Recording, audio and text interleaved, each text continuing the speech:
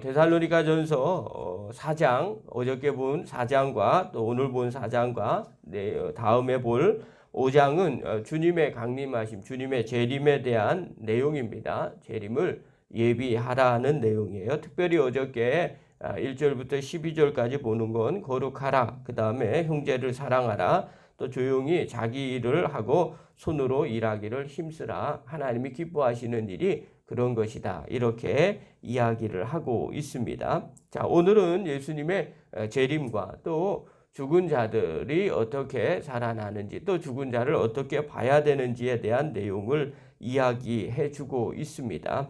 아마 신앙생활 하다가 이제 육적인 생명이 다한 사람들이 주변에 있었던 것 같습니다. 그래서 그들 때문에 많이 슬퍼하는 거죠.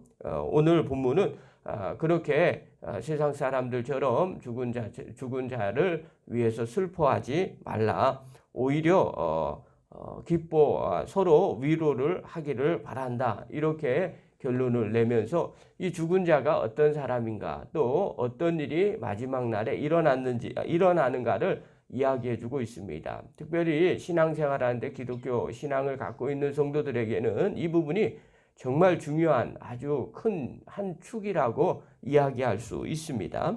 자, 오늘 주님의 재림에 대해서 이야기하는데 뭐라고 얘기하느냐, 13절 한번 먼저 봅시다. 13절 읽겠습니다. 시작.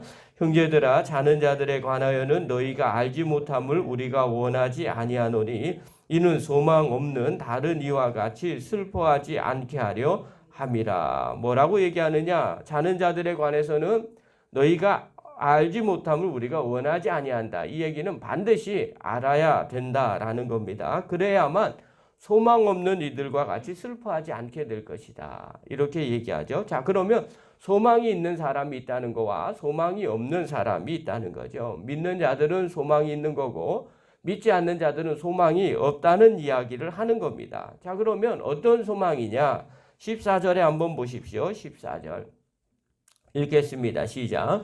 우리가 예수께서 죽으셨다가 다시 살아나심을 믿을진대 이와 같이 예수 안에서 자는 자들도 하나님이 그와 함께 데리고 오시리라. 자, 예수 믿고 있지 않느냐. 이것처럼 그렇다면 예수 안에서 자는 자들도 우리 주님께서 다시 그들을 데리고 올 것을 너희들이 믿고 있지 않느냐. 이 소망이 있으면 나중에 또 보겠네, 이런 생각을 갖고 있으면 어떻게 해요? 잠깐은 슬퍼할 수 있지만 믿지 않는 자들처럼 그렇게 슬퍼하지는 않게 되더라는 겁니다. 그러면서 계속해서 이야기를 해요. 15절에 보면 이렇게 말합니다. 읽겠습니다. 시작.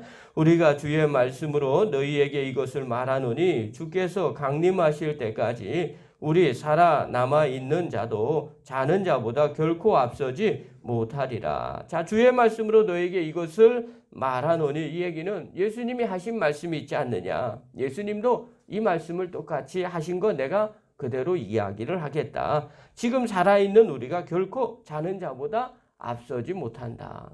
그러니까 슬퍼할 겨를이 어디 있느냐. 우리가 살아있는데 더 자는 자보다 열심히 해야 되지 않느냐. 그러면서 계속해서 얘기하죠. 그 자는 자들이 어떻게 되느냐. 16절 보십시오. 16절부터 17절 읽겠습니다. 시작. 주께서 호령과 천사장의 소리와 하나님의 나팔 소리로 친히 하늘로부터 강림하시리니 그리스도 안에서 죽은 자들이 먼저 일어나고 그 후에 우리 살아남아 있는 자들도 그들과 함께 구름 속으로 끌려올려 공중에서 주를 영접하게 하시리니 그리하여 우리가 항상 주와 함께 있으리라. 자, 주님이 호령하시고 천사장 소리와 하나님의 나팔 소리가 불려질 때 주님이 재림하시는데, 재림의 날에는 이런 일들이 벌어진다는 거예요. 그때 주님께서 그리스도 안에서 죽은 자들을 먼저 일으켜 세운다. 그들이 일어나고 그 다음에 살아있는 우리도 함께 들려 올라가서 항상 주님과 함께 하신다는 거예요. 마지막 주님이 재림하시는 그날에 죽은 자들, 육적으로 죽은 자들이 믿는 자들이 전부 다 일어나게 되고요. 그리고 살아서 신앙생활하는 우리들도 함께 하나님 앞에 들려 올라가서 영원히 하나님과 함께하고 계신다는 거죠. 자, 이것이 우리가 믿는 자들의 소망이라는 거예요.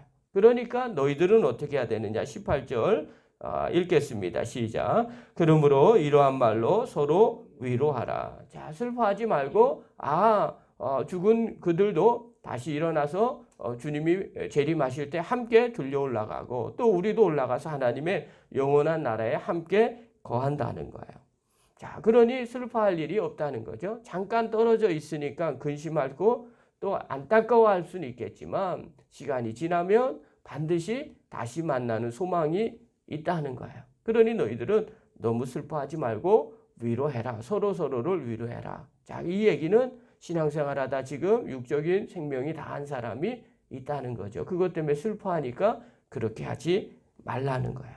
자, 그렇다면 우리가 이제 여기서 아주 중요한 거예요. 우리가 신앙생활하면 또 인생을 살아가면서 믿는 자들이 이 죽음에 대한 이야기를 어떻게 받아들여야 할까? 자, 예수님께서는요, 신약에서는 그리스도인의 죽음에 대해서 이야기를 해요. 자는 자들이다. 이렇게 표현을 했어요. 세상 사람들은 죽었다. 이렇게 표현을 하지만 성경에서는 또 믿는 자들에게는 자는 자들이라고 표현을 했어요. 왜 이렇게 이야기를 하셨을까? 자, 이 자는 자의 생각을 좀 해봐야 돼요. 복음서에서는요, 예수님께서 죽은 자를 살리는 사건이 있었어요. 나사로를 살리는 사건이 하나 있었고요. 회당장 야이로의 딸을 살리는 사건이 있었어요. 회당장이 사람을 보내서 예수님 앞에 이야기를 하죠. 우리 딸이 죽게 되었습니다. 그런데 지금 좀 지체하고 가는 도중에 혈류병 앓는 여인이 예수님 옷자락을 만집니다. 그것 때문에 약간 지체가 일어났어요. 그리고 이 야이로의 집에 들어갔는데 무슨 일이 벌어졌냐. 벌써 이 딸이 죽게 되었습니다. 그때 뭐라고 얘기하느냐. 마가복음 5장 39절에 보면 이렇게 얘기해요. 들어가서 그들에게 이르시되 너희가 어찌하여 떠들며 우느냐. 죽었으니까 이제 사람들이 다 울기 시작하는 거예요. 그런데 예수님이 이 죽은 아이한테 뭐라고 얘기하느냐. 죽은 것이 아니라 잔다 하시니 이렇게 얘기해요. 그리고 난 다음에 우리가 깨우는 그리고 다시 살리는 장면이 나옵니다. 여러분, 육적으로 생명을 다하면 죽은 거잖아요. 그런데 그것을 예수님께서 다시 살리시는 거예요. 우리 생각에는요, 죽기 전에 가서 병든 자를 빨리 고치면 좋잖아요. 그런데 그렇게 하지 않고 죽고 난 뒤에 그 다음에 그를 고치는 사건을 일으켜요. 자, 왜 이렇게 하셨을까? 우리가 생각하고 있는 이 죽음에 대한 것, 그리스도인의 죽음에 대한 것들을 하나 생각을 해봐야 돼요. 우리는요, 육적인 생명이 살고 죽는 것, 사람이 살고 죽음을 육적으로 죽는 것을 죽음이라고 이야기를 해요. 그래서 심장이 뛰지 않는 것, 멎으면 죽는다고 얘기합니다. 그리고 심장이 뛰면 산다고 말합니다. 그런데 하나님은 영이신 분이십니다. 하나님은 그렇게 보지 않아요. 하나님은 영적으로 보십니다. 육적으로는 살아있어요. 심장이 뛰고 있죠. 그러나 영적으로 죽은 사람이 있어요. 그 사람은 하나님 앞에서 죽은 자가 됩니다. 그러나 육적으로 죽은 자가 있으나 영적으로 산 사람들이 있어요. 그런 사람은 하나님은 뭐라고 얘기하냐? 잠을 잔다라고 이야기를 해요. 그리고 육적으로 살아있어요. 영적으로 살아있어요. 그 사람을 산 자라고 얘기합니다. 그러니까 하나님이 죽고 사는 문제는 어떻게 바라보느냐? 산 자, 영적으로 산 자와 죽은 자를 구분합니다. 우리는 육적으로 보지만 하나님은 영적으로 보시는 분이라는 거예요. 그래서 우리의 육이 썩고 없어집니까? 그러나 영적으로는 살아있기 때문에 하나님은 우리를 산 자로 보시더라는 거예요. 지금도 살아 역사하시고 하나님 나라에 믿는 자들은 함께 거하기 때문에 그렇습니다. 그래서 지금 잠시 육적으로 죽어 있어요. 그러나 영적으로 살아있는 자를 성경은 자는 자라고 이야기를 해요. 그러니까 이 영적인 원리를 믿고 있으면 어떻게 돼요? 예수님을 믿고 영적으로 살아있는 사람은 영원히 죽지 않게 되는 거죠. 그래서 지금은 잠시 죽은 것처럼 보입니다. 이것을 예수님은 자는 자다 이렇게 표현을 한 거예요. 그러나 천국에서는 영원히 함께 거하는 산 사람으로 보는 거죠. 여러분, 하나님 눈에는요, 영적으로 죽은 자가 진짜 죽은 자입니다. 그리고 영적으로 산 자가 살아있는 사람 이라는 거예요. 그러니까 우리가 이 땅을 살면서 어디에 관심을 갖고 있어야 됩니까? 많은 사람들이 육적인 생명에 관심이 가져 있습니다. 그것이 육적인 생명이 살아야만 살았다고 생각합니다. 육적인 생명이 없어지면 죽으면 죽었다고 생각하기 때문에 그렇습니다. 그러나 이것은 그리스도인의 시각이 아닙니다. 하나님은 우리의 영이 살아있느냐 죽어있느냐를 봅니다. 그래서 이 영적인 관심을 바라보게 되면 지금도 살아있다고 말하나 죽은 자들이 허다합니다.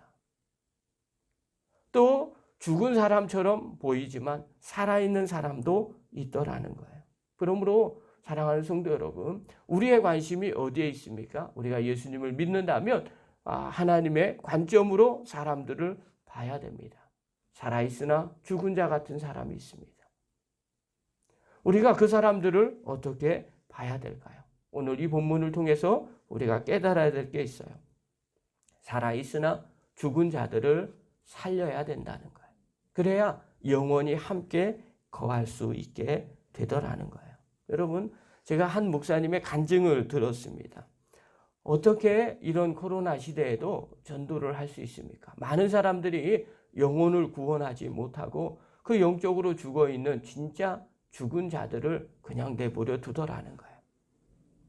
그런데 이분은 코로나 때문에 예배를 드릴 수 없답니다. 한 집사님이셨는데 비대면이라는 거예요. 그래서 가정에서 영상으로 예배를 드리기 시작했다는 겁니다. TV를 틀어놓고 크게 목사님 예배를 전부 다 막 드리고 있는데 집에서 기도 제목이었던 남편이 평상시에는 교회를 전혀 가지 않았던 분인데 그분이 같이 옆에서 심심하니까 예배를 그냥 보기 시작했다는 겁니다.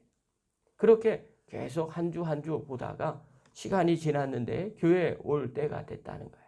그래서 왔는데 그 남편이 떡하니 그 자리에 와 있더라는 거예요.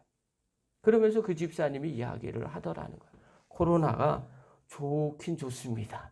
그러면서 한 번도 교회에 어떻게 예배드리는지도 관심 없었던, 그리고 와보지 않았던 남편이 집안 거실에서 다 같이 보니까 어쩔 수 없이 봤는데 보다가 보니까 교회를 가야 되겠다라는 생각을 가졌다고 이야기합니다. 한 가지의 아주 단편적인 이야기일 수 있습니다. 그러나 이것이 또 하나님이 그 가정에 주시는 은혜일 수도 있더라는 거죠.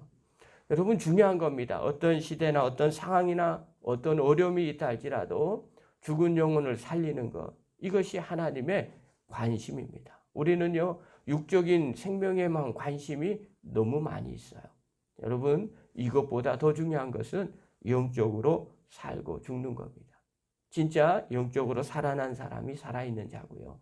영적으로 깨어서 예수님을 영접하지 못한 자는 살아있으나 죽은 자라는 거예요. 오늘 이 새벽에 나온 귀한 성도 여러분, 그리고 영상을 보신 성도 여러분, 늘 마음에 새기시고 나는 살아있는 자인지 죽은 자인지를 확인하십시오. 또한 내 주변에 정말 사랑하는 사람들이 살아있으나 죽은 자는 아닙니까?